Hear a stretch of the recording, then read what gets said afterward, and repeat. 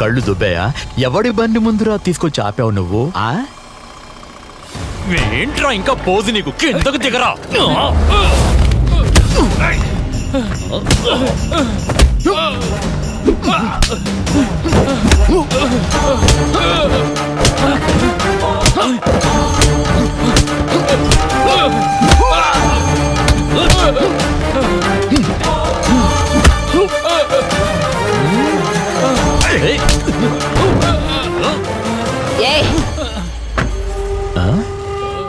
Super figure రా. అతను వదులు. వదిలేశాను. ఎవరు నువ్వు? ఇంతకు ముందు ఎప్పుడు చూడలేదు. నేను అంత ఈజీగా ఎవరి కళ్ళలో పడను. ఇప్పుడు చూసావుగా, అవసరమైనప్పుడు చెప్తాను, వచ్చి చూద్దు. కానీ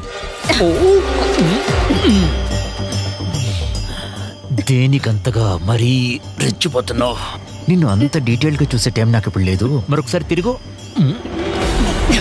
సూర్యుడు అస్తమించే లోపల ఈ డబ్బా బండి తీసుకుని లేచిపోనాయనా.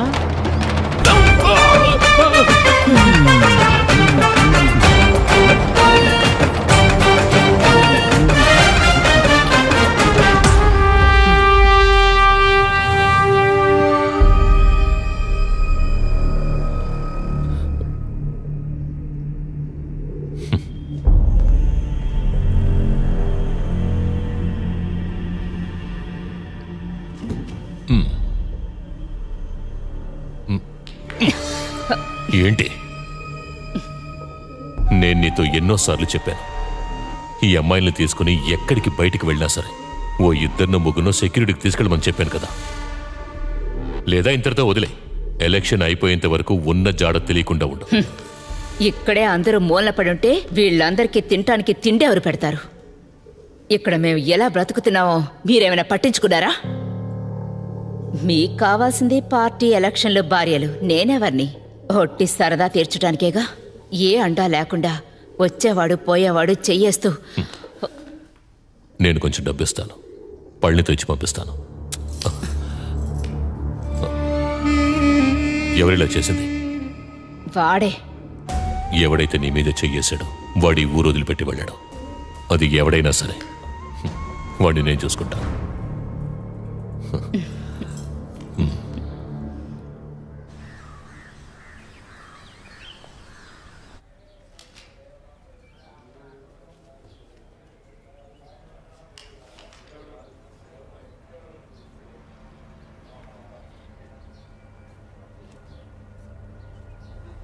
ఏ పనికి మాలిన వెధవ రాసింది ఇది?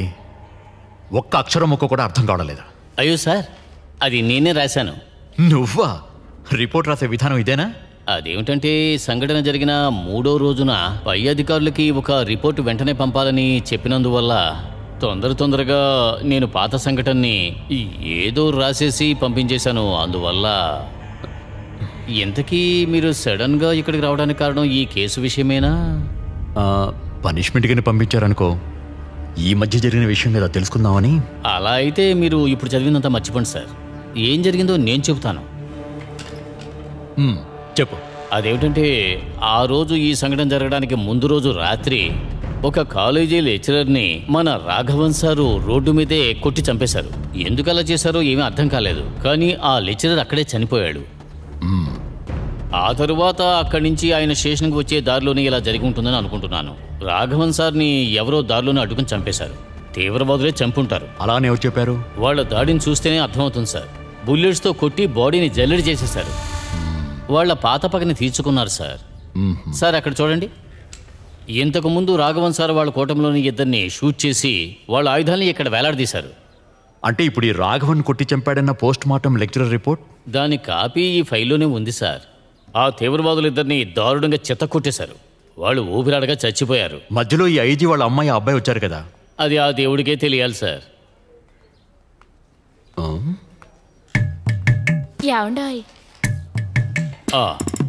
అది అక్కడే పెట్టేసి వెళ్ళిపో. నా వైఫ్ సార్, పవళం. సరిపోయింది. ఈ ప్రాబ్లం క్రియేట్ చేసిన ఆ స్టూడెంట్స్ కాలేజ్ ఏది? అదే సార్, నరసింహ మెమోరియల్. ఓ, ముంబైలో ఈ మధ్య. అదే సార్, వాళ్ళ పార్టీ పెట్టిందే సార్. వాళ్ళకి చాలా ఇన్ఫ్లుయెన్స్ ఉంది. ముందు నువ్వు వెళ్ళి తిను, వెళ్ళు. ఒక్క నిమిషం.